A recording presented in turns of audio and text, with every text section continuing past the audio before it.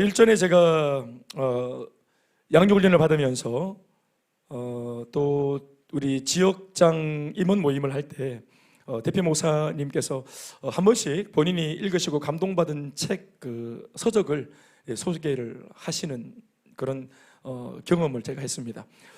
책을 많이 읽으시고 또 책에서 주는 교훈들로 또 설교도 하시고, 그러면서 이런 책을 읽었는데 참 좋았더라. 많은 제가 책을 추천받았는데 그 중에 기억나는 책 하나가 있었는데요.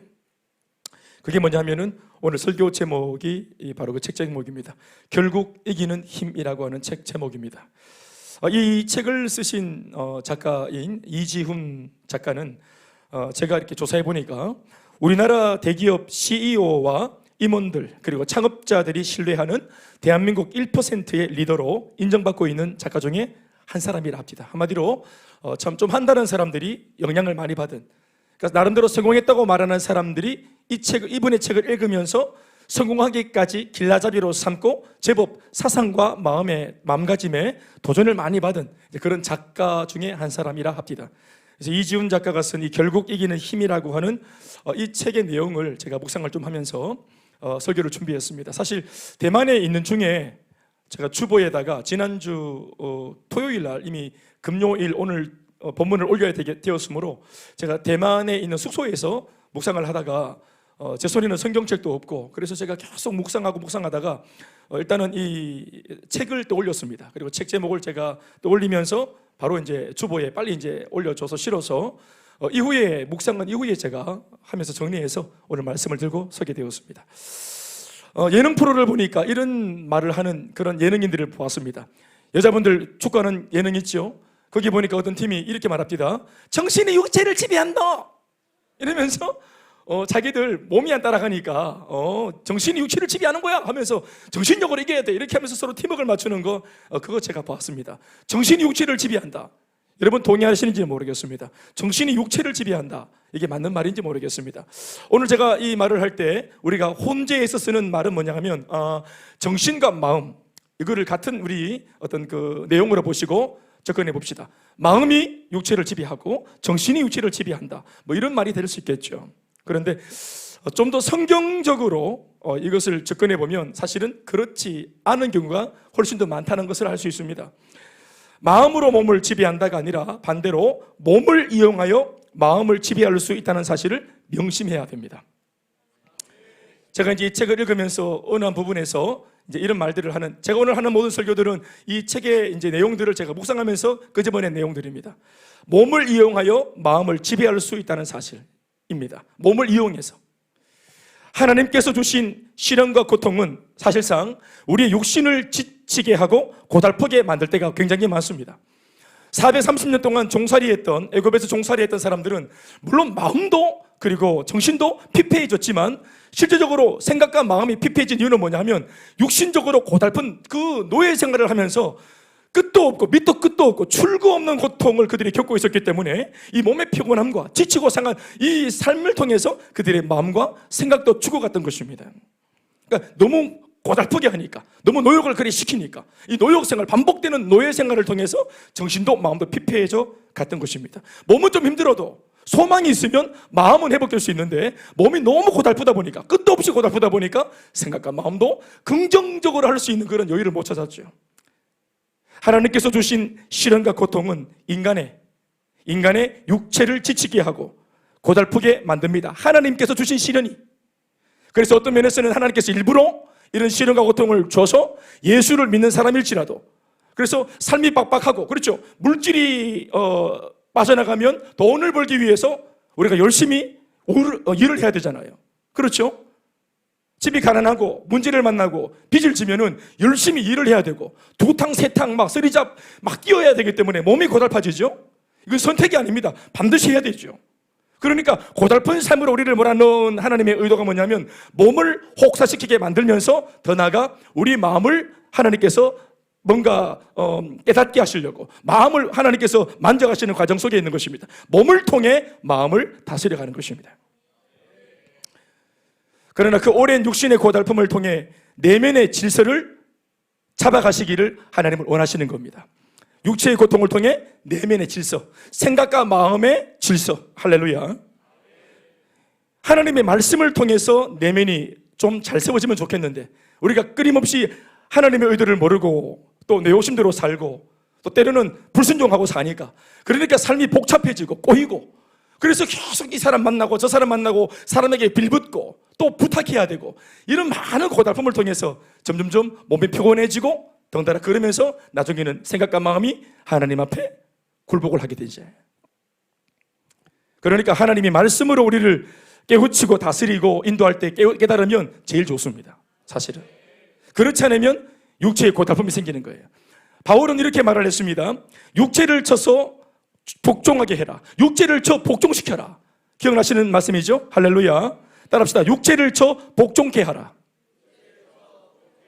그러니까 몸은 뭐 하는 것이라, 몸은 쳐서 굴복시키고 복종을 시켜야 된다, 이렇게 말하는 겁니다. 반대로 말하면 예수 믿는 사람한테 하시는 말씀이, 몸을, 육체를 대우하면 신앙은 거꾸로 가는 겁니다. 아멘, 아멘. 내가 보존받고 내가 보호받고 내가 뭔가 수혜를 받고 내 잘되는 쪽으로 인생을 살게 되면, 내 몸이 편한 쪽으로 인생을 살게 되면 비참해집니다. 오늘 우리 예배를 굳이 드리러 나왔는데 지금 뭐 하는 겁니까? 우리 몸을 잠을 자려고 안 뉘고 1바퀴 세워가지고 여기에 몸을 뒀죠. 이게 뭐 하는 겁니까? 몸을 쓰는 거죠. 몸을, 기도할 때 몸을 쓰죠. 목소리를 쓰고 몸을 쓰죠. 몸을 쓰면서 뭐를 다스립니까? 우리 내면의 신앙을 다스리잖아요. 우리 생각과 마음을 사로잡잖아요. 그러니까 몸을 쓰는 것을 두려워하지 마십시오. 바울의 가르침입니다. 육체를 쳐서 복종케 하라. 이 구절에서 사실상 삽입해 넣어야 하는 단어가 뭐냐 하면 마음을 이라고 하는 목적어입니다. 그냥 육체를 쳐서 복종케 하라가 아니라 마음을 이라고 하는 목적어를 집어넣으면 이렇게 되죠. 육체를 쳐서 마음과 정신을 복종시켜라. 그러니까 육체를 쳐서 복종시켜야 될 것은 뭐냐면 바로 마음과 정신과 우리가 말하는 신앙입니다. 그래서 광야 40년의 고달픔이 홍해를 건넌 뒤에 따라 붙는 것입니다. 그 40년 광야 생활에 몸은 얼마나 축이 났습니까? 얼마나 고달팠습니까? 얼마나 그 방랑의 삶이, 그 아무것도 없는 그 사막에서 그들이 40년간 몸을 그렇게 애쓰면서 고달팠습니까? 때로는 줄이기도 하고, 물론 하나님께서 때마다 시마다 음식을 주셨지만 그들의 몸이 얼마나 광야에서 혹사를 당했습니까? 하나님께서 왜 그렇게 하셨습니까? 이유 없이 몸을 부대끼게 하셨습니까? 아닙니다. 하나님 앞에 그들이 얼마나 순종을 하는지 보시려고 한 겁니다. 그들의 마음이 하나님을 인정할 때까지, 순종할 준비가 되었을 때까지, 그들의 중심과 마음이 태세전환해서 하나님을 주인으로 인정할 때까지, 그 마음이 바로 서기까지, 말씀이라는 질서 속에서 굴복하여 머리를 조아릴 때까지 육신의 고달픔이 계속 그들을 따라다녔습니다. 제가 직접적으로 이 책의 한 대목을 인용해서 이렇게 한번 읽어드리겠습니다. 이 저자가 말한 겁니다. 안전한 삶만을 추구하다가 뒤늦게 후회하는 사람을 많이 봤다. 조직도 마찬가지다. 안전만을 추구해서는 하다가는 의도하던 것과는 정반대의 결과, 즉 가장 위험한 순간이 닥친다. 지금 위험하게 살아야 미래가 덜 위험하다. 깨닫는 게 있습니까? 지금 위험하게 살아야 미래가 덜 위험하다. 이 땅을 살면서 끊임없이 선택과 결정 속에 내가 보호받는 길, 내가 조금 덜 손해보는 길, 내 몸이 좀 덜 고달픈 삶, 이런 것들만 계속 선택하고 살면 그 삶에 진짜로 위기가 닥칩니다. 아멘이십니까? 야성이 없죠. 모험을 하지 않으니까 기도할 건덕지가 없어요. 홍해 앞에 본인이 서기를 결정하지 않습니다. 애굽 사람의 곁을 떠나지 않습니다. 잘 사바사바해서 잘 그냥 뭐 길들여져서 노예처럼 잘 공손하게 잘 붙어서 시키는 걸 하면서, 그리고 그냥 뭐 주는 밥 먹으면서 그냥 노예 짓을 계속 하니까. 그러나 모세를 따라 노예를 그만두고 모세를 쫓아서 애굽을 출애굽하면은 홍해가 기다리고 있는데, 그럴지라도 모험을 감행해야 미래가 있습니다. 아멘이십니까? 그러니까 평상시 우리의 선택과 결정을 보십시오. 내가 좋은 쪽으로, 내가 편한 쪽으로, 내가 유리한 쪽으로, 남들을 해코지해서라도 내가 편리한 쪽으로 사는 삶이, 너무 미안하지만 대체로 다는 아니지만 보편적인 세속의 삶의 기준입니다. 예수가 없는 사람들의 삶의 기준은 남을 혹독하게 만들지라도 내가 편한 거. 세상의 리더는 어떤 사람입니까? 리더의 야망을 이루기 위해서 자기를 따르는 사람들에게 굴복을, 복종을 요구해서 그들을 희생시키잖아요. 그러나 예수님 리더십은 어떻습니까? 리더인 자신이 희생을 해서 따르는 무리를 살리잖아요. 다 자면하십시다. 그것이죠. 하늘의 미랄로 썩어져서 또 다른 생명을 일으키는 일. 지금 위험하게 살아야 미래가 덜 위험하다. 성경의 말은 아니지만 그 속에 영적인 지혜가 있습니다. 찬송가 373장 2절 가사에 이런 가사가 있습니다. 저 개인적으로 참 전도사 때부터 많이 기도할 때 불렀던 찬양입니다. 요새는 제가 좀 많이 안 부르게 된 것 같지만 말씀을 준비하는데 이 가사가 떠오르더라고요. 오랜만에 이렇게 가사가 됩니다. 큰 물결 일어나 나 쉬지 못하나. 그렇죠. 배를 타고 가는데 큰 물결이 일어나는 바람에 쉬지는 못하게 돼버렸어요. 풍랑만 난 배니까. 그런데 돌이켜보니까 살아나려고, 죽지 않으려고, 침몰되지 않으려고 정신없이 노를 저었어. 피곤도 무릅쓰고 잠도 포기하고 밤새도록 정신없이 살기 위해 노를 막 저었는데 이 풍랑으로 인하여 더 빨리 가더라. 아멘, 아멘. 그러니까 큰 물결이 고마운 물결이 된 것입니다. 이것이 위기였는데 이 사람한테는 기회가 된 것입니다. 큰 물결 일어나 나 쉬지 못하나 이 풍랑으로 인하여 더 빨리 갑니다. 할렐루야. 같이 부릅시다 하려고 그러니까 음이 너무 높죠. 이 찬양으로 인하여 더 빨리 갑니다. 큰 물결 일어나. 한 번 더 시작. 큰 물결 일어나 나 쉬지 못하나. 높네요. 이 풍랑으로 인하여 더 빨리 갑니다. 할렐루야. 굉장한 위기였습니다. 사랑하는 여러분, 그렇죠. 내가 선택한 것이 내가 손해보고 또 위기처럼 보이는 위험한 일을 자초해서 내가 스스로 들어갈지라도 그 야성이 일어날 수밖에 없는 상황 속에 나를 던졌기 때문에 거기에서 주님을 바라보게 되어지고 거기서 기도를 하게 되어지고 그러다가 영적으로 침체가 되지 않고 부지런해지고 깨어있게 되어지고 마귀는 영문도 모르고 시험을 걸었다가 괜시리 기도하는 사람에게 자기는 그냥 땔감으로 쓰임만 받고 그렇게 되는 거 아니겠습니까? 기도하는 사람, 그래서 마귀가 안 건듭니다. 정말로 기도하는 사람은 마귀가 안 건드려요. 이 사람이 기도할 태세가 되어 있는 사람은 마귀가 안 건듭니다. 왜냐하면 괜히 건드렸다가 이 사람 어디에 불 붙이는 기고 기도에 불을 붙이는 거예요. 괜히 그냥 어설픈 낙심을 줬고 환난을 줬다가 그 환난 때문에 이 사람이 불같이 기도하는 바람에 안 그래도 나한테 벅찬 인간인데 더 성령이 충만해져 버리는 기라. 할렐루야. 그래 자기가 쇠가 빠지게 시험 들게 만들어 놓고는 손해는 제가 다 보는 거예요. 할렐루야. 아멘 좀 하시오. 예수님을 십자가에 달아가 죽인다고 신났는데 알고 보니까 십자가가 제 머리가 깨지는 십자가였어요. 아멘 좀 하시오. 바벨론을 통해서 이스라엘을 망하게 만들고 다니엘, 사드락, 메삭, 아벤노고 박살을 냈는데 고난을 줬는데 뜻을 정해보는 기라고. 몰랐지? 노예가 뜻을 정할지 몰랐지? 그런데 신앙의 사람들은 뜻을 정해봅니다. 노예라도 뜻을 정해봅니다. 주인 앞에서 노예가 뜻을 정합니다. 주인 앞에서 종이 뜻을 정합니다. 할렐루야. 그럴 줄 몰랐지. 자빠질 줄 알았지. 대충 타락할 줄 알았지. 그런데 뜻을 정하는 성도가 있어요. 그러니까 마귀가 100명을 잡아들여도 이렇게 신앙으로 환난 앞에서 반응하는 사람, 위기를 기회로 만들어버리는 사람, 이런 성령이 충만한 사람 한 사람이 있으면 시대를 깨웁니다. 그 사람이 100사람, 1000사람, 10,000사람이 변질시킨 세상을 성령 충만한 단 한 사람이 시대를 구원합니다. 우리 대구가 예수 믿는 사람 5%밖에 안 되는 거 아시죠? 95%의 사람들이 그렇게 하나님 없이 제 맘대로 살아 이 땅을 변질시켜도 기도하는 제대로 된 예수 믿는 사람 5%가 세상을 바꾸는 것이에요. 그 큰 바다, 저 대서양, 태평양, 예? 이 엄청난 바다를 짜게 만드는 소금의 염도가 몇 도입니까? 몇 프로입니까? 3%에 불과합니다. 3%에.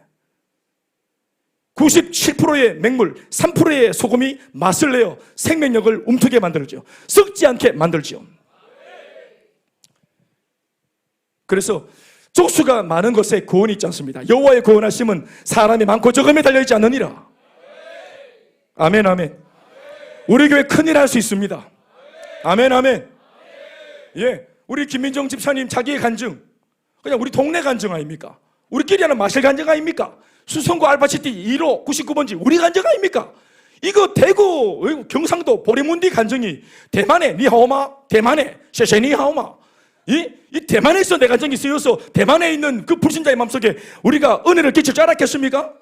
대만에서 통하는 간증이었어요. 또 복음을 전하는, 이어서 전하는 선미 간사의 그 이야기가, 그 제가 김민정 리더가 자기 얘기를 막 간증을 할 때 사람들이, 이 베스트들이 막 마음을 열면서 후 하면서 막 동감을 하더라고요. 그때 제가 이것보다 더 센 분이 계시다고, 따거라고, 김선미 간사라는 분이 계시는데, 이분은 이 문제보다 더 따거가 말씀을 전합니다 하고 딱 말씀을 딱 전해야 돼. 할렐루야. 더 큰 은혜가 있었습니다, 진짜로. 아멘, 아멘. 우리의 간증, 우리의 삶의 문제를 해결한 이야기가, 내가 한국에서 내가 주님 만난 이야기가 이게 글로벌하게 쓰일지 몰랐지. 할렐루야. 이게 왜 간증이 되었습니까? 큰 물결 만나서 쉬지 못했지만 이 풍랑 때문에 헤쳐나가려고 몸부림치다가 하나님 만난 이야기 아닙니까?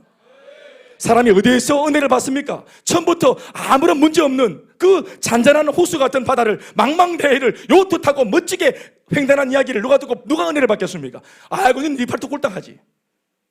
엄청난 풍랑을 만나 짐을 위기에 있었는데 하나님을 그 바닥에서 만나고 돌파한 이야기가 사람에게 은혜를 끼치고 나도 할 수 있겠다 하고 도전을 주는 거 아니겠습니까? 지금 위험하게 살아야 미래가 덜 위험합니다. 그리고 위험한 순간에 놓여있는 사람들을 우리가 우리 인생의 이야기로 건집니다. 직업 얘기를 좀 하면, 자신이 좋아하는 것을 직업으로 삼고 사는 사람이 얼마나 될까요? 여러분들은 지금 여러분들이 하고 있는 그 직업, 직종의 그 일이 여러분들이 정말로 좋아하는 그 일입니까? 내가 진짜로 하고 싶었던 그 일을 게다가 하면서 나는 돈도 번다, 그런 분 계십니까? 그런 분은 소수죠. 그러나 우리가 한 번씩 한 발치 너머에서 어떤 사람을 볼 때면, 어떤 사람은 나와 달리 자신이 정말로 좋아하는 일을 그걸 업으로 삼고 자기가 좋아하는 일을 하면서 돈도 버는 사람, 그래서 일을 하면서 막 행복해 보이는 사람이 있죠. 그런 사람들이 있어 보입니다. 그래서 그런 사람을 볼 때면 상대적으로 자기가 막 약해, 작아 보이고, 저 사람은 무슨 복이 저렇게 많아서 지가 좋아하는 일을 저렇게 재미있게 또 하고 돈도 벌까, 이런 생각을 할 때가 있습니다. 그러나 그것은 100m 미인입니다. 그 사람의 그 진면목을 몰라 그렇습니다. 그러니까 모든 사람들은 다 궤도의 정상으로 들어가서 달려가는 것 같고, 나만 왠지 뒤처지는 것 같고, 나만 왠지 적응을 못하는 것 같고, 이런 생각들이 있잖아요. 그러나 우리가 볼 때 지가 좋아하는 거 업으로 삼고 행복하게 일을 하는 사람인 것처럼 보인다 할지라도, 그러나 그것은 그가 그 자리에 오르기까지의 과정을 보지 못했기에 쉽게 하는 소리입니다. 이런 사람이 된 비결이 있어요. 그게 뭐냐 하면, 그도 애초에 그 일을 할 때는 그게 힘들었습니다. 자기가 좋아하는 것이 따로 있었을 것이에요. 그런데 이 괴리를 극복하는 비결이 뭐냐 하면, 자기가 좋아하는 일을 찾아서 이것저것 수치고 다니는 것이 아니라 내게 주어진 일을 내가 좋아하기로 결심을 하는 것입니다. 아멘, 아멘. 그러니 이것이 뭡니까? 오늘 상희 집사님의 말씀처럼 자기 자신의 내면의 변화가 먼저 선행되어져야 합니다. 자신이 맡은 일을 좋아하기로 결심하고 좋아하기까지의 과정을 기꺼이 감내했더니 나중에는 진짜 그 일이 진짜 좋아서 하는 사람인 것처럼 자기가 변화가 된 것입니다. 불평 없이 원망하거나 견눈질하며 다른 것을 부러워하지 않고 지금 현재 나에게 주어진 삶과 또 일과 현실을 좋아하고 인정하는 것이 중요한 줄 믿습니다. 그러나 그렇게 하기 위해 우리가 사용할 수 있는 가장 좋은 무기는 하나님께 올려드리는 감사입니다. 할렐루야. 오늘 제가 말씀을 준비해 놓고 나서 간증을 들었는데, 야, 진짜 늘 느끼는 거지만 간증의 이 주제가 제가 준비한 말씀과 얼마나 일맥상통하는지 참 감동이 되었습니다. 옆에서 그냥 아무것도 안 하고 새근새근 잠들었는 현승이 자는 것만 봐도 감사가 되더라. 현승이가 한 게 뭐가 있어요? 그냥 엄마 앞에서 잔 거잖아요. 예? 공부해서 뭐 수학 우수상을 타고 왔습니까? 장학금을 타고 왔습니까? 그걸 못 한다고 제가 얘기하는 게 아닙니다. 그 애가 그냥 잤어요. 그냥 자고 있었다고. 미우면은, 감사가 없으면은 이거는 또 얼마나 막 파묻고 밤에 이렇게 쳐잖아, 이런 식불 낀데 자는 게 이쁜 기라. 내 마음이 천국이니까. 자는 내 애가 이쁜 거예요. 내 마음이 천국이니까 아빠도, 남편도 좋고, 남편을 쏙 빼닮은 내 아들도 좋고. 마음이 안 좋으면은 아들은 아빠를 닮았다는 이유만으로 핍박을 받을 수도 있어요. 뭐 한 것도 없는데 아빠를 닮았다는 이유만으로. 수긍과 인정보다 더 적극적이고 긍정적인 태도는 하나님을 향한 감사입니다. 감사를 통해 하나님께 영광을 돌리고, 또 그러면서 인간적으로는 자신의 뇌를, 인간적인 표현입니다만 자신의 뇌를 속여야 합니다. 할렐루야. 감사는 의지적으로 하는 겁니다. 선감사 후상황입니다. 상황을 보고 감사하니 감사하는 것이 아니라 선감사 후상황, 감사를 선포하면 감사를 따라 상황이 따라 붙는 것입니다. 할렐루야. 이게 믿음이죠. 이 감사도 믿음에 근거한 감사겠죠. 그러면 뇌가 속습니다. 뇌가 자주 원망하고, 또 자꾸 불평하고 비교하고 회피하려고 드는 자신의 뇌를 하나님께 드리는 감사의 신앙으로 속여버려야 합니다. 다른 표현으로 말하면 이 생각과 이 사고방식을 길들여야 된다. 예, 뭘 가져도 불평하고, 뭘 봐도 부정적으로 접근하고, 좋은 것도 있는데 나쁜 것부터 굳이 보면서 안 좋은 말을 하는 이 습관들. 다른 사람이 다 좋다만 해도 내게 떨어진 것이 뭐냐 하면서 자기 중심으로 계산하는 이런 계산법들, 이 뇌를 속여야 됩니다. 이 육신적인 생각을 길들여야 되는 것입니다. 이런 생각을 가진 사람은 절대로 위험을 무릅쓰지 않습니다. 동화 작가로 성공을 했던 안데르센은 그렇게 못생기고 가난했다 합니다. 이단 콤보입니다. 가난한데 못생기고 그래가지고 되게 힘들었던 안데르센.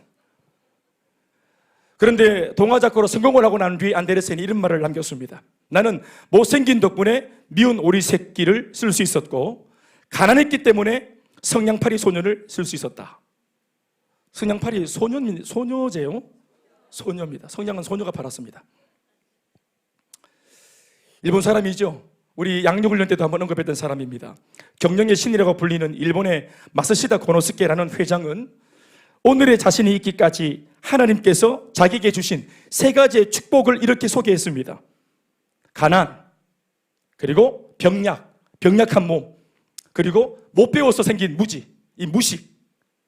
사람들이 볼 때는 핸디캡인데 이 사람은 어릴 때부터 태어나면서부터 태생적으로 자기가 놓여있는 환경, 가난, 그리고 병약한 거, 그리고 무식한 거, 못 배운 거, 그걸 자기는 신으로부터 받은 선물이라고 말을 했습니다.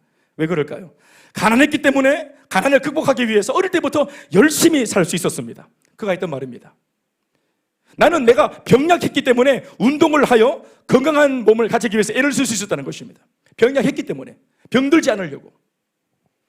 무식했기 때문에 누구에게서든지 배우려고 하는 자세를 가지고 살다 보니까 지금은 가난 덕에 부유해졌고, 병약 덕분에 건강해졌고, 다 같이 하면 좀 있어.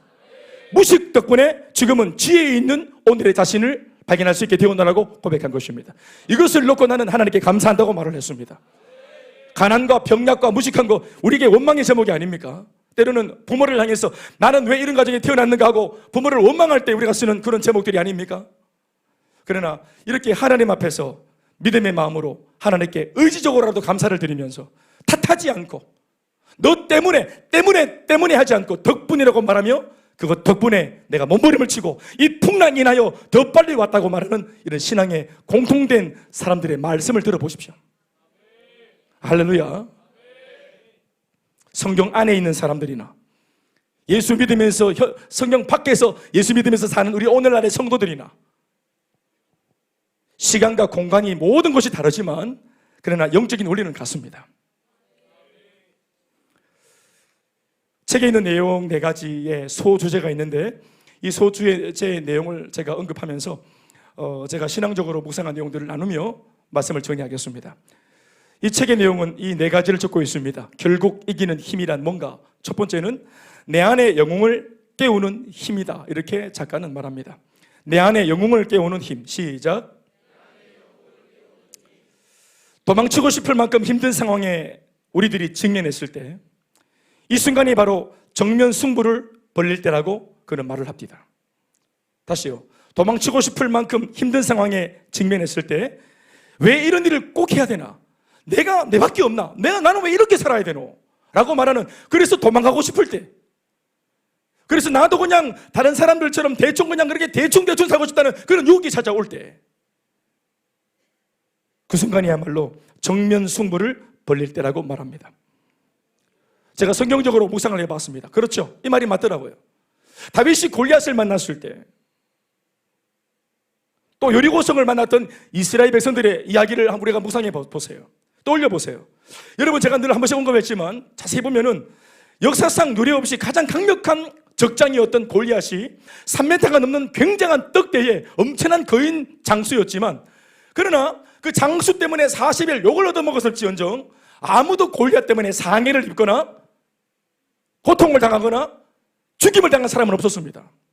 40일이 되던 그 날에 다윗이 그 말을 듣고 쫓아가서 돌을 던져 그를 잡아들여 죽이지 않았어요. 할렐루야. 우리에게 엄청난 위협을 가했던 엄청난 적이었지만 실상 골리앗 때문에 다친 사람 없습니다. 그 사람 때문에 죽임당한 사람 없습니다. 우리를 죽일 것 같은 두려움을 줬지만 실제로 우리를 죽이지 못했습니다. 할렐루야. 그러니 다윗 앞에 골리앗은 뭐였습니까? 허상이었습니다. 문제는 허상일 때가 많습니다. 괜시리 우리 마음만 들뜨게 만들고 괜시리 소문을 일으키면서 내 귀에 들리는 걸로, 눈에 보이는 걸로 죽었다 싶은 두려움만 일으키는 것으로 끝나버리는 것들이 많습니다. 신기로와 같이. 실제로는 내 삶을 어떻게 하지 못하는 것인데, 예수님이 타고 가시는 배가 있었습니다. 광풍이 불고 그 미친 광풍은 파도를 일으켜서 풍랑과 바람을 통해서 이 배를 완전 잡아뜨리려고 애를 썼죠. 자연 만물의 헷가닥에서 난리가 났습니다. 그러나 이 이야기를 통해서 우리가 아는 게 뭡니까? 예수님 탄 배가 결국 뒤집어졌습니까? 대답하십시오. 물에 침몰을 했습니까? 배 안에 물은 좀 들어왔어요. 젖었어요. 좀 두려웠어요. 그러나 예수님 타신 쪽 배가 절대로 가라앉지 않습니다. 그러니까 흔들릴 때 여기다가 죽겠다 싶어서 뛰어내리면 죽는 겁니다. 여기가 아닌갑다 하고 뛰어내리면, 예수님 자꾸 죽겠다 하고 십자가에 죽겠다 하고 자꾸, 분명히 말씀에는 죽은 뒤에 살아날 거라 말했는데 살아날 거라는 말은 못 믿으니까 죽겠다 하는 것에 꽂혀가지고 예수님 말씀을 적당히 이해하니까 마음이 안 좋아지죠. 그러니까 스승이 자꾸 약한 소리 하니까 야, 이 배에서 뛰어내려야 되겠다. 그게 누굽니까? 가룟 유다입니다. 가룟 유다. 그래서 제일 먼저 뛰어내리잖아요. 그 배에서, 공동체에서. 누가 망했습니까? 11제자가 아니라 뛰어내린 가룟 유다가 망했죠. 그러나 부족했지만, 실수했지만 끝까지 붙어 있으니까 주님을 통해서 회복이 되지 않습니까? 깨닫는 은혜가 있길 바랍니다. 여러분, 내 안에 영웅을 깨우는 그 시기가 언제입니까? 환난을 만났을 때입니다. 내 안에 잠든 영웅을 깨울 시기가 있습니다. 그게 언제냐면은 바로 마귀가 얼빵하게 알지도 못하고 우리를 죽일 수 있다고 믿고 환난과 고난을 줬을 때, 그때 믿음의 사람은 자기 속에 있는 영웅을 깨웁니다. 어떻게 보면 자기가 깨운 게 아니라 환난과 고난이 내 안에 있는 영웅을 깨운 것이죠. 두 날개 적당히 하려 했습니다. 행복 모임 그렇게까지 안 해도 됐어요. 우리 10수년 전에 교회 개척 대구에서 그렇게까지 제가 모험을 할 그런 주제가 제가 아닙니다. 그릇이. 그런데 제가 들은 게 있잖아요. 마귀가 자꾸 들려주대요. 안 된다고. 너는 못할 거라고. 안 될 거라고. 염장을 치르는 거예요. 그러니까 내 안에 영웅이 깨어나 붙습니다. 근데 그렇게 안 하려 했거든. 근데 분명히 안 한다 했어요. 못한다. 나도 두렵고. 근데 개척 선교를 두렵다 안 합니까? 가정 들으셨죠? 별로 들었습니까? 나도 두려운 게 있어요. 개척, 선교, 그리고 집사람. 두려운 게 있어요. 그런데 안 된다. 대구는 안 된다. 못한다. 이러니까 막. 나 대구 사람인데. 우리 대구를 욕하니까 뿔따고 나거든. 판교, 동탄 이런 데는 된다는 거예요. 그건 뭔데? 나 가보지도 못했는데. 동탄인지 연탄인지 모르겠고 대구가 살아야 대구가. 우리 엄마 아버지가 계시고 내가 태어났고 자랐고 내 다음 세대가 자라고 있는 대구 땅, 이 땅이 살아야지. 인천요? 인천은 인천에 있는 교회가 책임지겠지 뭐. 그 지역에 있는 교회가 그 지역을 책임져야지. 근데 계속 안 된다는 거예요. 여러분들이 그런 말 들으면 눌립지요? 눌리지. 안 된다 그러면 눌리지 않았어? 강상희 집사 어떻습니까? 안 된다면 눌리지 않나? 니도 엄마처럼 니도 아빠처럼 그렇게 될 거라고 사람들이 말하면 이거 뿔따구 나서라도 그렇게 뭔가 보여줘야지. 그래 억지로 웃었다 않습니까? 억지로 나는 괜찮은 척하면서 막 웃어. 결론을 말씀드릴까요? 환난을 통해서 잠들어 있다가, 아니 잠든 것처럼 보였으나 환난을 통해 일어나는 영혼이 누굽니까? 나 자신입니까? 나의 어떤 저항력입니까? 내 어떤 그런 어떤 정신력입니까? 멘탈 이런 겁니까? 아닙니다. 내 속에 계신 예수 그리스도가 우리의 심령 속에 계신 영혼이십니다. 기도할 때, 구하고 찾고 부르짖고 찾을 때, 구할 때, 두드릴 때 그분이 일어나십니다. 여리고성을 만난 이스라엘 백성들을 보십시오. 이제까지 한 번도 침략을 당한 적이 없는 난공불락의 철옹성 강력한 여리고성이었지만 여리고성이 이스라엘 백성들한테 해코지 한 게 뭐가 있어요? 에? 무슨 상해를 입혔습니까? 고스란히 이번에 터키 지진처럼 그들이 돌고 소리 질렀더니 그냥 그 성이 무너져 내렸잖아요. 여리고성에 뭐 손가락 찡긴 사람이 있습니까? 그 별도에 뭐 손가락 찡긴 사람이 있어요? 아무도 없어. 허상입니다. 나를 죽일 것처럼 생각되어지는 미래에 지금 나를 향해서 엄습하는 문제들 허상입니다. 믿음으로 선포하십시다. 허상이라고. 아직까지 한 번도 살아보지 아니하는 새해입니다. 예? 이때까지 아무리 오래 살았다 할지라도 권사님요, 내일 살아봤어요. 내일은 며칠이고 2월 며칠이고 내일이 2월 18일 살아보셨어? 2023년도 2월 18일 살아보셨어요? 제가 이렇게 다그치는 것 같아 죄송합니다. 버릇없이요. 내일 살아보셨어요? 내일 살아보셨어요, 권사님? 지난 날에 살아온 날에 대해서는 할 말이 많죠. 살아온 날에 대해서 할 말이 있잖아요. 정보가 있잖아요. 그러나 내일은 정보가 없어. 아멘 아멘. 어떤 일이 날지 아무도 모릅니다. 네, 36년 일제치하에 있었습니다. 1945년 8월 14일 지나고 15일 동력에 해가 뜨고 아침에 8월 15일 아침에 해가 떴는데 그때까지도 우리는 내 이름이 장식이명 교수 나카무라다. 나카무라 김덴뿌라 스미끼리상 이런 거다. 우리가 이름 다 뺏기고 그들 났다. 36년을 나카무라로 살았다. 소망이 없다. 그런데 그날 1945년 8월 15일 오전 11시에 광복이 올지 어떻게 알았겠습니까? 그날이 응답의 날이었습니다. 만약 그날 아침에 에라 치아라 하고 인생을 포기했다면 이 빛나는 응답을 못 봤을 것이에요. 오늘이 그날일지 모르지요. 오늘이 기도하다가 이제껏 고질병으로 있었던 내 문제가 해결받는 날일지 모르지요. 저는 가진 게 없어서 저는 항상 이런 기대감을 가지고 예배에 임하려고요. 이제껏 바라던 것이 오늘 일어날지 모르지. 주무시는 것 같고 나를 외면한 것 같은 침묵하시는 주님이 오늘 내가 기도할 때 오늘 영웅처럼 일어나셔서 내 속에 응답을 지어주시고 내 눈물을 닦아주시고 대적을 물리치실지 모르죠.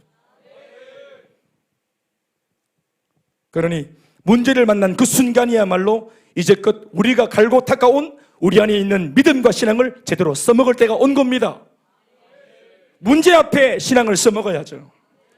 신앙은 써먹는 겁니다. 믿음을 써먹는 겁니다. 안 믿기니까 믿기로 결정하는 거예요. 힘이 안 나니까 힘을 내야 되는 것이에요.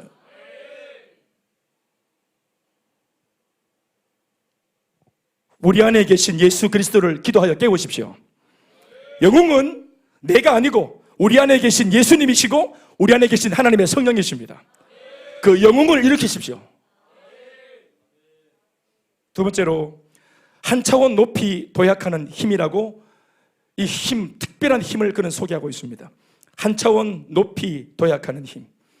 한 차원 높이 도약하게 만드는 힘이란 것은 다른 게 아니고 말씀과 성령의 두 날개를 펴고 비상할 때 만들어지는 영적인 기류입니다. 할렐루야. 한 차원 높이 도약하는 힘 말이죠. 걷거나 뛰고 있는 우리를 막아서서 오히려 서게 만들고 멈추게 만들 때, 그때 만들어지는 것입니다. 걷거나 뛰고 있는 우리를 막아서서 오히려 서게 만들고 멈추게 하려고 하는 세력을 마주하게 될 때, 그 순간은 사실 진짜로 그 유혹처럼 멈출 때가 아니라 더 가속을 붙여 날아올라야 할 때임을 기억하셔야 됩니다. 만약 멈추면 멈추어만 있지 않고 반드시 자빠집니다. 이것이 마귀의 속임수입니다. 하던 사역을 멈추면 진짜 평안이 올 것 같습니까? 자빠집니다.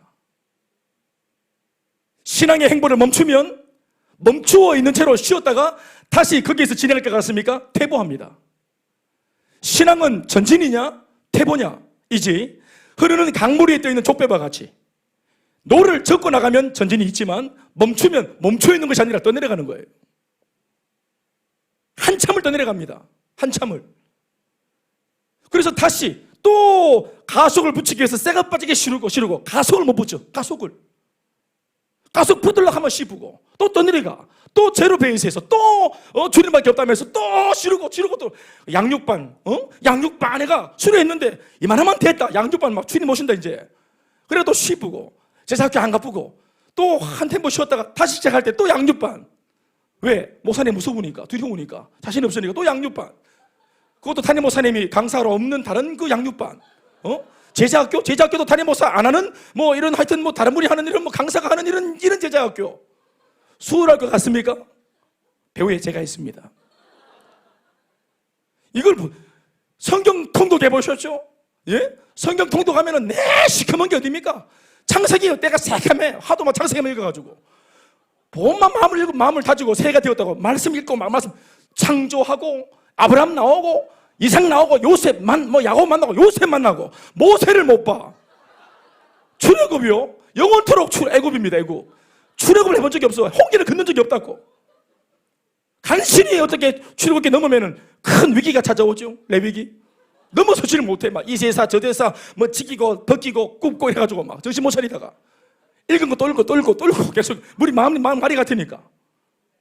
그래 신약으로 가보자 해가 마태보고 막 낳고 내 아나타가 볼일 다 바쁘고 테리치 아프고 막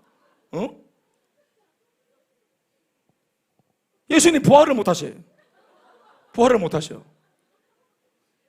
이것이 가속이 붙어서 그 위기를 넘어서지 못하는 거예요. 이만하면 되었다 못하겠다 싶을 때가 멈출 때가 아니라 또 다른 영적인 힘을 통해서 한 단계 도약할 때인 줄 믿습니다. 기도하면 도약합니다. 마귀도 바보가 아닌데 일하지 않겠어요? 일합니다. 우리가 가속을 붙여 도약하는 것을 마귀가 싫어합니다. 그래서 이만하면 되었다고 하는 것이에요. 그것이 마귀의 노림수입니다. 교회를 보면은 이만하면 되었다 하는 그런 교회들이 있는 것 같아요. 아닌 것 같지만 그러나 실제로 그렇습니다. 코로나가 왔을 때 초창기에는 몸부림을 많이 쳤습니다. 목사님들이. 그러나 뭐 나라에서 못하게 하니까 굳이 뭐 내가 뭐 성도들도 뭐 구태여 뭐 안 하려 하고 나도 뭐 그냥 구태여. 또 게다가 뭐 이걸 뭐 법제화해서 아직 못하게 하니까 뭐 잘됐다 하고 다 쉬어보재. 그렇게 했던 교회는 코로나가 완화되었을 때 추진력을 이미 잃었습니다. 이제 막 불 지피려고 불쏘시개 찾으러 다닙니다. 이제 막 장작 주우러 다닙니다. 이제 장작을 주워요. 그러나 코로나가 그렇게 막 난리를 쳐도 규제나 법을 따라 할 것을 하고 방역을 따르고 수칙을 따르고 다 하지만 이 모든 것을 다 우리가 따라주는 이유가 뭡니까? 교회는 원래 해야 될 본질을 하기 위해서입니다. 마스크 덮어쓰고 뭐 하잖아. 마스크까지 뒤집어 썼지만 뭐를 하자는 거예요? 본질이 예배를 드리자는 거예요. 얘 마스크 뒤집어 쓰고는 아무것도 안 해. 안 해도 된다고 생각하는 거예요. 나라까지 나서서 코로나를 통해서 안 그래도 쉬고 있는 교회, 쉬고 싶었던 교회를 공식적으로 합법적으로 쉬게 만들어 줬었죠. 목회자도 쉬었습니다. 그래서 제가 직접 들었어요. 정말 세월 좋다. 와, 내가 언제 한번 이렇게 당당하게 쉬어보노. 성도도 쉬고 목사도 쉬고 다 쉬었습니다. 여러분, 제가 많은 목사님 만나고 있습니다. 목회자의 위기입니다. 왜요? 맛을 봤어요. 적당히 목회할 수 있다는 것을 맛을 봐버렸습니다. 이렇게 이 정도로 해도 된다는 것을 맛을 봐버렸어요. 구태여 누가 양육을 하고, 구태여 누가 훈련을 하고 제자를 삼고, 성도들이 하기 싫은 표정이 가득 확실한데도 막 순종을 해라, 충성을 해라, 헌신을 해라, 이딴 말 한들 먹히지도 않는 그런 상대들을 놓고 더 이상 목사들도 자기 점수 잃는 짓을 하지 않기로 마음먹은 지가 꽤나 됐어요. 이번에 제가 지난 주간에 대구 성시와 본부에서 설교할 수 있는 기회를 주셔서 제가 강단에서 말씀을 전했습니다. 그 제목이 뭐냐 하면 복음서에서 사도행전으로입니다. 복음서에서 사도행전으로, 예수님이 주인공이 된 복음서에서 끊임없이 우리의 필요를 채워주시는 Savior, 구세주로서의 주님만 고백하고, 병 낫고 친구가 되어주시고, 가려운 게 긁어주시고, 부자가 되게 하시고, 문제를 해결하게 해주시고, 우리의 모든 필요를 채워주시고 결핍을 채워주시는 주님만 고백하다가 받으면 받을수록 우리의 마음이 뭐냐 하면 더 큰 것이 없냐고, 그 옛날 유대인처럼 기적을 봐도 거기서 깨닫지 못하고 이것 말고 다른 거 보여달라고 끊임없이 쇼! 더 큰 기적, 더 큰 기적. 그게 복음서에서 예수님의 가르침을 통해, 기적을 통해 보였던 사람들의 반응입니다. 사도행전으로 넘어가지 않습니다. 끊임없이 수혜자로만 있으려고 합니다. 사람만 말하는 게 아니라 교회도 마찬가지입니다. 그래서 제가 했던 말은, 이제 우리가 말하는 포스트 코로나, 그렇죠, 엔데믹 시대가 왔죠. 그러면 지금은 이제 우리가 본연의 모습으로 돌아가야 돼, 회개해야 되는데 안 한다 이 말이에요. 복음서에 머물려고만 합니다. 복만 받으려고 하고 고객 마인드가 되었어요. 불편한 곳에 스스로 찾아가지 않습니다. 오히려 내가 불편하면 컴플레인을 겁니다. 교회에다 대고. 여기가 뭐 이마트입니까? 여기가 홈플러스입니까? 뭘 반납시켜드릴까요? 뭘 반납해드릴까? 뭘 반품하실래요 저한테?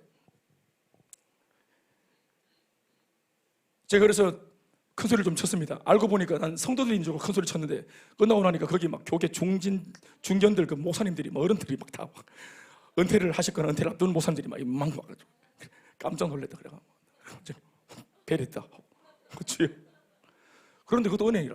몰랐었기에 그냥 했지. 알면 했겠나? 표현을 좀 뭐 줄였겠지. 비겁한 모사가 돼가지고. 그런데 막 끝나 하늘 땐 잠도 오고 막 새벽이라 띵한데 하나님께서 또 은혜를 주셔서. 근데 끝나고 나서 이런 말씀 하십니다. 야, 이런 교회 처음 봤다. 이런 교회를 처음 봤네. 내가 대구를 다 아는데 어떻게 어디서 이런 교회가 나왔노? 그 선배 목사님 하셨던 말씀입니다. 어디에서 이런 교회가 나왔노? 대답하세요. 어디서 나왔습니까 이게? 부끄럽지만 제 얘기 좀 할게요. 어디서? 내가 다 아는데 목사님. 어디서 이런 목사가 나왔노? 이게 목사님 어디 출신이고 이게? 동촌이에요. 그렇지. 프로필이 없어. 유학을 갔다 온 것도 아니고, 가방끈이 긴 것도 아니고, 영어를 정확하게 잘한 것도 아니고, 단지 그냥 인물 하나 잘난 거? 그거 말고는 없어.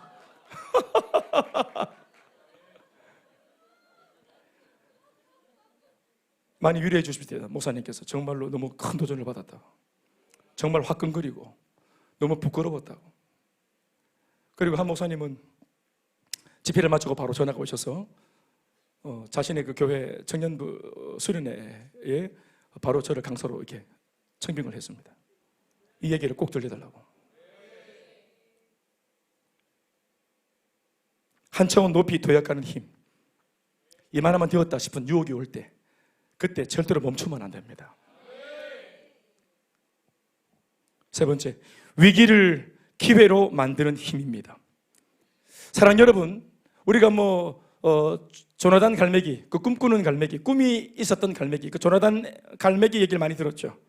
날개가 없는 이들에게는 태풍이라고 하는 것은 피해야 할, 또 숨어야 할 강적입니다만은, 날개가 만약 있다면, 튼튼한 날개를 갖추고만 있다면, 이런 사람한테, 이런 존재한테 그 태풍이라는 것은 나 자신을 한계 넘어 더 높은 곳으로 데려다줄 추진력에 불과할 줄로 믿습니다. 이 거대한 폭풍과 거대한 바람이 나를 삼키려고 죽이려고 하는 바람 같지만, 이것을 내가 강력한 날개로 다시 이 힘을 저항으로 사용하면 나를 더 높이 날아오르게 솟구치게 만들어주는 추진력이 될 수 있지요. 그 태풍의 거대한 힘이 나를 도와주는, 도약하게 만들어주는 오히려 기회가 될 수 있습니다. 관건은 뭡니까? 날개가 있느냐 하는 것입니다. 펼 수 있는 믿음의 날개가 있느냐? 말씀과 성령의 능력으로 준비가 되었는가? 그렇죠. 우리가 코로나를 왜 잘 돌파했습니까? 어떻게 알았을까? 선견 지명인가? 우리가 어떻게 이렇게 모든 것이 올 수도 없는 날이 올 줄 알았겠습니까? 몰랐는데 지난날 우리가 수년 동안 쉬지 않고 양육과 훈련으로 말씀으로 훈련되었기 때문입니다. 할렐루야. 예수 믿는 사람으로서의 본분이 뭔지 알고 그렇게 별나게 우리가 예수 믿고 훈련받고 변화받고 변화되고 애를 쓰고 그렇게 몸부림을 쳤을 때 사람들은 우리를 향해서 어떻게 말을 했어요? 뭐 어떻게 말을 합니까? 별나다 했죠. 근데 별났는데 코로나가 옴으로써 우리는 특별났죠. 강화된 날개가 있었기 때문입니다. 모이기를 힘썼죠? 여러분 다 증인입니다. 4인 이상 못 모이게 할 때 우리는 교회로 다 불러서 양육을 했습니다. 그러나 법은 지켜야 되기 때문에 4인 이상 안 되니까 4명씩 모아갖고 이 교회 방에 다 흩어서 다 집어넣고 흩어가지고 나는 방에서 이렇게 줌으로 설교하고 강의하고 4명씩 다 들어가서 다 우리 그래 집에서 하면 안 됩니까? 줌 안 됩니다. 교회 나와 교회 방이 많다고. 할렐루야. 와야지. 편리한 쪽으로 내 좋은 쪽으로 그렇게 하면 안 되죠. 신앙생활 그렇게 하는 게 아닙니다. 아멘입니까? 이 시간 우리 줌으로 예배 드리는 분들 나와있어. 그 집에 앉아갖고 예배 드리는 게 아닙니다. 나와있어.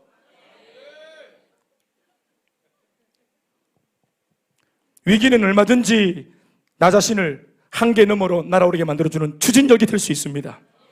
날개를 강화시키십시오. 그러니까 말입니다. 꺾이지 않는 마음이라 하나니까 날개가 꺾이면 안 되는 기라.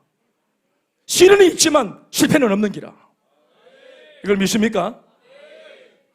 마귀가 실컷 우리 조롱하고 약 올리고 그렇게 우리를 그렇게 힘들게 했지만 우리 좋은 일 다 시켰다고 말할 수 있는 이런 사람이 되어 봅시다.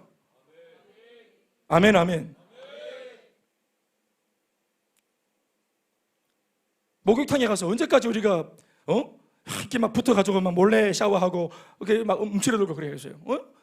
사우나 가보세요. 막 문신한 것들이 얼마나 많은지 몰라요. 막 등에 막 이런 패션 문신 말고 막 진짜 문신 있잖아. 뭐 호랑이, 용 이런 거, 뱀 이런 거 있잖아요. 막 크는 거, 막 사무라이 칼고 쫙 있는 이런 거 있잖아요. 머리는 깍두기에다가. 그분 뭐 하시는 분인지 아시죠? 마음이 가난한 분들입니다. 내면이 가난한 분들이라고. 그러니까 그렇게 장난을 치지. 자존감이 낮으니까. 문제를 피해 다니고 환난을 피해 다니고 교회를 다니면서 어떻게 보면 못된 것만 배워가지고 이대로 계속 내가 진도를 나갔다가는 목사님 눈에 발탁돼서 이거 맞고 저거 맞고 빡세겠다 이런 거 알아가지고 딱 적당히 자기 요령 피우고 이래야 되겠습니까? 아멘 좀 하이소. 그래서는 안 된다. 들키세요. 탑리더 앞에 내가 지금 어느 정도 있고 있다는 것을 들키세요. 일꾼으로 초청할 때 기쁨으로 나오세요. 마치 직공이 일을 하다가 자기 이름을 딱 부르면 뛰쳐나가는 그 직공 마냥 내 이름을 딱 불러나를 차출하면 기쁨으로 할렐루야 하고 하던 거 다 놓고 딱 달려갈 수 있는. 아멘 아멘. 난 이번에 우리 원정대를 특별히 내가 보면서 내 개인적으로 느꼈던 거 있어요. 제가 나름대로 배짱이 있었습니다. 뭐 제가 원정대 언제 간다 이런 말 한 적 별로 없어요. 임박해서 제가 원정대 간사들 다 가자고 던졌어. 다 남편들 다 있고 다 저 집에 애들 있고 그래요. 방학도 지금 아니고 뭐 방학 끝나고 이렇게 하여튼 복잡한 일이 많겠죠. 알아보니까 돈도 더 많이 듭디다. 지금 2월 달에. 제가 그냥 막 돈 대줄 것처럼 막 그렇게 막 구라치면서 가자 했어요. 뭔가 있는 것처럼. 10원 한 번도 안 대줬어. 가자 할 때 이 올고 돈 일을 우리가 감당에 마땅한 일을 놓고 담임 목사가 이제껏 훈련시켰기 때문에 우리 담임 목사님 하자는 거 해서 내가 손해본 거 있겠나?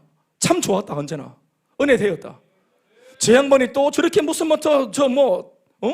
다 뭐 이렇게 얘기도 안 해주고 하여튼 다 비밀에 쌓여가지고 베일에 쌓여진 뭐가 시크릿 탑 시크릿. 가자 할 때 다 뭐 브리핑한 것도 아닙니다. 갔는데 그냥 거기에서 우리 헌신을 했죠. 물질도 헌신하고 그 덕분에 보낸 가족들도 헌신을 했죠. 그러나 우리가 한 헌신보다 훨씬 귀하고 아름다운 열매가 우리가 섬겼던 그 현장에 일어났습니다. 그렇죠. 우리 돈을 많이 드렸다 했죠. 어떤 분은 돈만 보내면 되지, 돈이 안 필요하나 선교사님한테. 장성원 선교사가 직접 말을 했습니다. 돈이 아니라 사람이 필요하다고. 현장을 보고 듣고 느낀 사람들, 그들이 이걸 보고 돌아가 목격자가 되고 증인이 되어서 더 많은 기도를, 더 구체적인 기도를 할 수 있기 때문이죠. 오늘 선교 현장들이 원하는 것은 그것입니다. 우리 그래서 다음 주도 필리핀에 18명의 형제와 자매들이 가는 것입니다.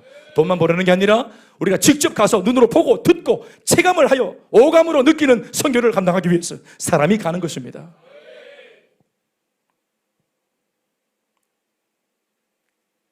돌아보면 여러분 다윗을 알잖아요. 우리가 잘 아는 그 위대한 다윗, 그 위대한 다윗을 위대한 다윗으로 주목하게 만들었던, 이야 대단한 인물이네 하면서 역사의 무대 위에 딱 등장을 했을 때 우리 모두가 딱 그를 쳐다보게 만들었던 사건은 뭡니까? 결국은 골리앗의 출현입니다. 골리앗은 다윗을 역사의 무대 위에 등장시키는 들러리에 불과했어요. 문제가 땄습니까? 그 문제가 다윗을, 저 베들레헴 총구석에 있던 다윗을 역사의 무대 위로 드러냈습니다. 그를 등장시켰죠. 아멘 좀 하이소. 저는 제 로망이 이 다윗입니다. 바울 선생님은 공부를 많이 하셨어요. 다윗, 베들레헴, 양치기, 동촌 양치기. 우리는 양치기 안 그러고 양아치라 이렇게 했지. 그렇지. 아무것도 없는 곳에서 하나님 은혜를 통해서 주님이 주어가 되시고 복음이 주어가 되어서 그 복음과 주님이 일으키신 이야기, 내 속에 일으키신 그 주님의 이야기, 김대현 목사의 이야기가 말고 하나님의 이야기가 증거되어질 때 그 사람들이 소망을 갖는 겁니다.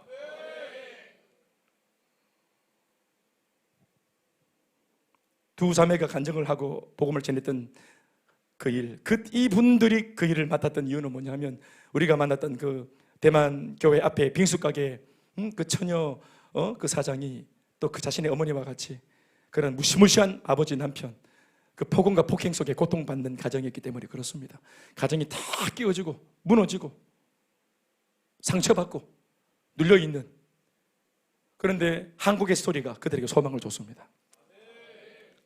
우리가 복음을 전하고 난 뒤에 한 50m 정도 떨어져 있는 예배당에 미리 우리가 준비한 우리 행복모임 우리 수료식 할 때 우리 파이널 아시죠? 네. 이 세상에 풍선이 없었으면 어떡할 뻔했어요. 풍선이 많이를 합니다. 준비를 해서 제가 좀 하자 그랬습니다. 그래서 사실 대구에서 할 수 있는 그런 제목들이 재료가 없어가지고 급하게 대만에 문구사 가가지고 몇 개 그냥 정말 소박하게 꾸며서 그렇게 했는데도 그 모녀가 앉아서 감동을 받고 제가 물었습니다. 어머니, 마마 어떠신지 물었대. 그랬더니 그 대만 자매 어머니가 입을 열어서 했던 말이 뭡니까? 제일 먼저 했던 말이 뭡니까? 감동입니다. 이렇게. 대만 사람들은 감동 잘 안 받습니다. 목사님 말씀으로 표현하지 않습니다. 그런 거를. 근데 눈물을 글썽이면서 정말로 감동입니다. 이렇게 말을 했습니다. 더불어 그 자리에서 이어진 행복모임을 약속했고, 돌아온 내일 주일 예배를, 모레 주일 예배를 같이 약속을 했습니다. 하나님이 하신 것이죠. 우리가 만난 위기를 예수 주어, 우리의 인생의 주어가 되신 주님 손잡고 이겨낸 이야기를 나누었더니 이런 역사들이 일어난 것입니다. 여러분, 위기와 문제는 우리를 더 충만한 사람으로 일깨우는 들러리에 불과합니다. 혼란이 와도 시련이 와도 기도하는 우리만 빛나게 해줄 뿐입니다. 우리는 무너지지 않습니다. 우리는 가야 할 길을 계속하고 말 겁니다. 너무 힘들게 만들면 좀 정체될 수는 있겠죠. 잠시 우리 발목을 잡을 수는 있겠죠. 그러나 이내 곧 하고 말 겁니다. 그럼요. 저는 계속할 겁니다. 두날개 사역을 계속할 것이에요. 전도와 선교를 계속할 겁니다. 양육과 훈련을 계속할 겁니다. 일꾼을 계속 세울 겁니다. 네. 무너져 내려보세요. 일꾼이 자빠져 보세요. 또 세웁니다. 전 또 세울 겁니다. 마지막 네 번째 결론 같은 이야기, 나를 뛰어넘어 결국 이기는 힘입니다. 따라합시다. 나를 뛰어넘어, 다 같이 나를 뛰어넘어 결국 이기는 힘. 이런 표현이 멋있지 않습니까? 결국은 이깁니다. 예수 안에서 살아보나 살지 않으나 이미 우리 인생은 이미 결론이 뭡니까? 승리입니다. 결론은 이깁니다. 나 자신을 뛰어넘는 비결은 나 자신의 연약함을 하나님 앞에서 빠르게 인정하는 데 있습니다. 아멘이십니까? 나 자신을 기대하면 그만큼 좌절하게 되어 있어요. 나 자신을 기대해서는 안 됩니다. 나 자신을 뛰어넘기 위해서는 오히려 나를 부인하고 내 안에 계신 예수 그리스도를 인정해야 할 줄로 믿습니다. 조엘 오스틴이라는 목사님, 사실은 목사도 아니었죠. 그 당시에는 아버지가 목사님인데, 이 청년은, 조엘 오스틴은 레이크우드 교회를 담임하는 목사님의 그 아들이었고 방송국을 섬기는 미디어실 그냥 그 하나의 팀장이었습니다. 내 아버지가 이제 목회를 그만두면서 이 아들이 맡아서 했어요. 신학교를 나온 것도 아니었어요, 그 당시에. 목사가 아니죠, 사실은. 근데 그 조엘 오스틴이 맡아서 사역을 했을 때 그가 교회를 부흥시키면서 만들어낸 썼던 책의 이름이 있죠. 한때 유명했던 책의 이름이 있죠. 뭡니까? 긍정의 힘이라는 것입니다. 그러나 제가 가진 기억으로 그 당시에 그 책이 막 난리를 쳤을 때 고인이 되신 옥하는 목사님께서 그렇게 비판을 했었습니다. 그 속에서 말하는 긍정의 힘은 물론 그분이 다 표현을 못해서 그런지 모르겠지만 적어도 책에 활자로 적혀있는 내용에서는 예수 그리스도를 통하여 성경이 말하는 복음 안에서의 긍정이 아니었어요. 그냥 덮어놓고 긍정적으로 생각을 하라는 거예요. 좋게 생각을 하라는 거예요. 그래서 의식이 있는 목사님은 그런 복음 같지만 복음 같지 않은 내용을 넣고 속지 않았죠. 그래서 이건 문제가 있다고 말을 했던 그런 제가 비판하는 글을 읽어본 적이 있습니다. 동의합니다. 덮어놓고 긍정적으로 살아라고 하는 말 힘이 있습니까? 여러분, 아닙니다. 오히려 성경의 가르침은 긍정적으로 생각하라가 아닙니다. 자신을 향하여서 어떻게 말을 하라 합니까? 자기를 부인하라 합니다. 자기 자신 속에 있는 정욕과 수욕의 삶, 그 못된 마음가짐들, 이런 들끓는 정욕들, 육신의 정욕, 안목의 정욕, 이생의 자랑, 이것으로 함몰되어 있는 우리 자신을 어떻게 말하고 있습니까? 우리 자신을 향해서 하나님 말씀은 고통하라 합니다. 아파하라 합니다. 우리 자신의 이런 부정적으로 가득 찬 내면을 바라보면서 절규하라 합니다. 주님밖에 없노라고, 하나님밖에 없노라고. 그래서 자신을 철저하게 부인하라고 합니다. 그러면 우리가 예수 그리스도 앞에서 철저하게 자기를 부인하면, 그래서 모든 걸 항복하고 손을 들면 그제서야 이 항복을 받아들이신 주님이 복음 안에서, 예수 그리스도 안에서 우리를 복음으로 이렇게 세우며 예수가 주시는 긍정으로 회복되는 것입니다. 복음 안에서 긍정으로 회복되는 것입니다. 내 스스로가 긍정으로 생각하는 것이 아니에요. 내 스스로가 그런 사탕발림의 말로 나 자신을 설득하는 것이 아닙니다. 나의 죄와 나의 무능과 나의 연약함을 세상의 것들로 감추거나 꾸미려 들지 말고 그 모습 그대로를 솔직하게 인정하고 하나님을 전적으로 의지하면 반드시 미쁘시고 의로우신 주님께서 우리 모두를 도와 결국 이기게 하실 줄로 믿습니다. 그분이 이기게 하시는 거예요. 그분이 결국 우리를 이기게 하시는 것입니다. 덮어놓고 하는 막무가내식의 우격다짐식의 자기 설득을 통해 자기 위로 방식의 어떤 내용으로 말하는 긍정 말고, 주님, 저는 이런 죄인입니다. 할 수가 없습니다. 한 발자국도 나갈 수가 없습니다. 주님 말씀해 주시고, 주님이 일해 주시고, 주님이 그 능력의 말씀으로 나를 사로잡아 주십시오. 말씀 뵙겠습니다. 조금 전 제가 말씀을 드린 바대로 하나님 은혜를 주셔서 그런 그 성시와 본부 그 기도회 자리, 물론 한 타임이지만 저 자신이 설교할 기회를 통해 저도 이 어떤 말씀을 전하면 좋을까를 묵상하다가 제목이, 타이틀이 대구 성시와 본부 아닙니까? 이 대구를 성시화시키고 이 대구 도성 전체, 도시 전체 250만 명 대구 시민 전체를 복음으로 살리자 하는 그런 취지로 세워진 그런 공동체가 아니겠습니까? 그러니 특별히 이런 운동을 하는 사람들이야말로 더 사도행전적인 삶으로 나가고 사도행전적인 삶으로 도전을 해야죠. 사도행전적인 삶을 살고자 하는 그런 결단과 각오를 가진 사람들의 삶 앞에 대구 도성은 무너질 것입니다. 그 견고한 진이 무너질 것입니다. 연약해 빠져서 어디를 가든 하나님 보호하사 자기가 보호받기 원하고 수혜받길 원하고, 예수 믿는 사람 다 악한 사람이니까 이런 사람밖에 없는 직장에 들어가서 하나님 나를 좀 보호해 주세요. 이거 다 그냥 뭐 예수 안 믿는 불신자들 사이에 나를, 거룩한 나를 좀 도와주세요. 그런 기도하는 게 아닙니다. 우리를 보내실 때 주님은 모든 민족에게 네가 가서 거기에서 제자를 삼아 아버지와 아들과 성령의 능력으로 그들에게 세례를 베풀고, 내가 교회에서 너한테 이제껏 가르치고 분부했던 모든 하나님의 말씀을 그들에게 전하여 그들을 가르쳐 지키게 만들어라. 안 거룩한 곳이기 때문에 거룩한 네가 가서 그 안 거룩한 곳을 거룩하게 만들어라. 교회가 없는 곳에 가서 십자가를 세우고, 신회가 없는 곳에 가서 신회를 조직하고, 예배가 없는 곳에 가서 예배를 만들어내라. 언제까지 보호받을 거냐? 언제까지 보호를 받을 거냐? 여러분, 그건 기본입니다. 하나님이 우리와 함께 하시면 그 쪽배가 가라앉지 않은 것처럼 우리를 보호하시는 것은 기본 옵션이에요. 구하지 않아도 주님이 함께 하시면 우리가 대적의 문을 취할 것입니다.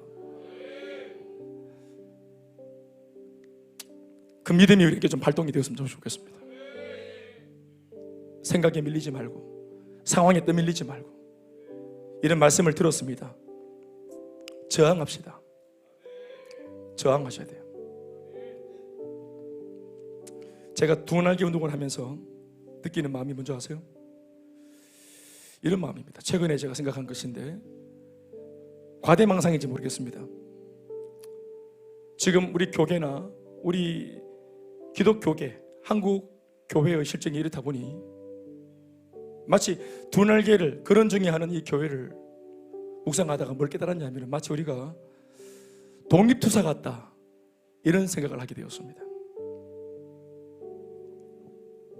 마음이 없거나 이미 한민족임에도 불구하고 일제의 탄압에 이미 기가 꺾였거나 수긍을 했거나 적응을 해버렸거나, 아니면 마음이 있지만 표현할 수 없는 그런 두려움에 사로잡혀 있거나, 그런 사람들 가운데 내가 어떻게 되어도 좋으니 조국의 독립을 위해 나는 태극기를 흔들어야 되겠다. 나는 태극기를 흔들어야 되겠다. 조국의 독립 만세를 외쳐야 되겠다. 비록 이 나라가 망해 저 상하이 임시정부로 조직하고 있지만 아직까지 이 나라의 정신이 죽지 않았고 말살되지 않았다는 이 사실을 전해야 되겠다. 동포들에게. 그렇죠? 마귀가 많이 지금 잠들게 만들었고 많이 했습니다 이미. 그러나 우리가 이렇게 유일하게, 유일하다시피 끝끝내 복음을 전하자고 외치고 있고, 제자를 삼자고 말하고 있고, 그리고 양육을 하고 훈련을 해서 그냥 자기 편안하려고 오는 교회를 놓고 성도들을 뒤집어서 남에게 이타적으로 헌신하는 일꾼을 만들려고 하는 이런 몸부림이야. 이것이 저항이 아닙니까? 이게 저항이죠. 독립운동과 같습니다. 그러나 빼앗긴 들에도 봄은 왔고 닭의 목을 비틀어도 새벽은 왔습니다. 우리가 그 소수의 소리를 내는 사람들이 되었다 이 말이에요. 해야죠. 어떤 면에서 그렇기 때문에 우리의 희소성이 높아졌습니다. 그래서 우리는 계속 이걸 외쳐야 됩니다. 여러분들도 행복 모임을 외쳐야 됩니다. 단기 선교를 외치시고 아울리치를 외치시고. 오늘 제가 한 목사님 만났습니다. 찾아오셔서 뭐 긴히 할 말이 있다 그래서 저는 또 무슨 재정의 도움이나 이런 걸 생각을 하다가 좀 마음이 부담이 있었는데, 말을 돌리고 하시다 이분이 하는 말씀이, 본인이 부교육자들과 다른 교회 부목사들과 어떤 그 스터디를 하고 있는데, 또 신앙 그 구약에 대한 어떤 그런 말씀을 가르치고 있는데 20년째 일을 한답니다. 그런데 이렇게 말씀을 아무리 가르쳐도 이분들이 말씀을 듣고 머리는 커지는데 실제로 이것을 목양하는 자기 현장에 써먹지를 못하고, 그러니까 이 목사님의 취지는 이걸 가르쳐서 개척을 하든 또 청빙을 받아 담임으로 가든 담임 목사가 되었을 때 목회를 잘하라고 가르쳤는데 이걸 써먹지를 못하더라. 그분의 말씀입니다. 본인이 고민하다가 많은 걸 지난날 했습니다. 이분이 그러다가 자기가 기도하는 중에 깨달은 것이, 때로는 자기가 짜증이 나서 안 따라오는 이 부목사님을 짜증이 나서 현실이 얼마나 지금 냉정하고 어려운데 지금 주름한 상황인데 이렇게 정신머리 없고 이러냐고 자기 화가 나서 때려치우고가 하나님 앞에서 내가 일을 해야 됩니까? 하나님 기도를 하면서 하나님께서 하라 그러면서 주시는 말씀이 제가 생각이 나더랍니다. 결국은 이분들이 못 돌파하고 있는 게 뭐냐면 전도가 안 돼요. 지식은 이만한데 이걸 가지고 사람을 못 살려요. 전도가 안 됩니다. 그리고 이것을 목회를 해서 전도하고 정착하고 양육을 해서 일꾼을 세우는 프로세스가 없다. 이분의 깨달음이에요. 그래서 저를 불러다가 이분들하고 이런 말 합니다. 목사님, 워렌 버핏이랑 한번 데이트, 식사하면서 데이트하고 그러면서 얘기를 들을 때 돈을 많이 주고 그렇게 한다 안 합니까? 제가 목사님하고 이분들 워렌 버핏이 아닌데도 이분의 말씀입니다. 목사님과 이렇게 만남을 만들어 줄 테니까 목사님 1대1 멘토링을 해서 목사님께서 맨 땅에 혜택에서 온 교회 이야기를 해주므로 후배 목사님들이 개척에 두려움을 갖지 않도록 좀 도전을 좀 줬으면 좋겠다고 그걸 저한테 부탁을 하러 왔습니다. 기꺼이 한다 했습니다. 희한하죠? 그게 제가 하고 싶었던 일인데 제가 찾지 않았는데 이 일을 하고 있던 분이 찾아와서 마지막 한 단추, 한 조각이 모자라는 걸 놓고 저를 떠올리고 찾아왔다는 것입니다. 하나님이 하시는 것입니다. 제가 무슨 얘기를 하겠습니까? 맨바닥에 헤팅해서 어떻든 복음을 전하고 구설수에 오르고 이 욕 저 욕 먹고 또 탈탈 털리고 등에 배신하에 칼을 꽂히고 뭐 그렇게나 말았기나 우리는 뚜벅뚜벅 여기까지 걸어왔습니다. 제 기질도 그렇고 하나님 주신 기질 아무 상관없어요. 계속 갈 겁니다. 계속 여러분 똑똑히 보세요. 제가 똑똑 그냥 갑니다. 우리는 끝까지 가는 거예요. 이미 와서 이만큼 저는 18년 했습니다. 이 사역을 19년째 들어서서 뭘 다시 하겠습니까? 다시 하고 싶은 것도 없고 서글퍼 그냥 계속 할 거예요. 어떻게 할 거예요? 김민정 가서 어떻게 할 건데? 같이 할렐루야. 손태성 어떻게 할 거고? 오늘 완전히 이게 변사처럼 오셨네요. 이열사 김윤수 주사님 어떻게 하실 겁니까? 자, 김 목사가 하려고 하는 이 목회의 방향이 옳습니까? 그러면 힘을 보태십시오. 지지하시라고요. 한 표 찍으세요. 형님 집사님 힘을 보태시겠습니까? 어때? 선민아 힘을 보탤 기가 돈을 보탤 기가 뭐 할 기고 다 보태라. 우리 어머님들 여성이 백수까지 사실 것인데 그러나 황혼이 짙어지고 주님 만날 날이 가까워졌을 때 우리가 이거 타다 왔습니다 말할 수 있는 것이 있어야 되지 않겠습니까? 제가 방향을 잡고 주님 만났을 때 주님 우리가 노년에 이렇게 비전을 만나서 이거 하다가 왔습니다 말할 수 있는 그런 삶을 살 수 있도록 제가 열심히 하겠습니다. 힘을 보태십시오. 은혜를 보태십시오. 청년들의 젊음을 보태세요.